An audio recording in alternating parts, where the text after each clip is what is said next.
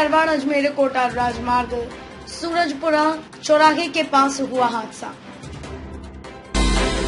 हादसे में 38 वर्षीय एक युवक की हुई मौके पर मौत। ट्रेलर की टक्कर लगने से हुई मौत। सत्यनारायण सन ऑफ राम प्रसाद जाट निवासी राजपुरा का बताया जा रहा व्यक्ति है, जिसमें लोगों ने घटना स्थल की जानकारी सरवाड़ पुलिस को दी, जिसमें एसआई रामकुमार विश्नोई पुलिस जाब्ते के साथ पहुंचे मौके पर। ट्रक चालक केकड़ी से अजमेर की ओर जा रहा था, जिसमें ट्रक चालक ने मोटरसाइकिल को टक्कर मार दी, जिसमें युवक सत्यनारायण की मौके पर ही मौत हो गई। मृतक की पत्नी चोट लगने से घायल हो गई, जिसको सरवाड़ सामुदायिक स्वास्थ्य केंद्र ले जाया गया। पुलिस ने ट्रक चालक व ट्रक को जब्त कर ट्रक चालक व ट्रक के खिलाफ मुकदमा दर्ज किया गया। सरवाड़ से शिवशंकर वैष्णव की रिपोर्ट।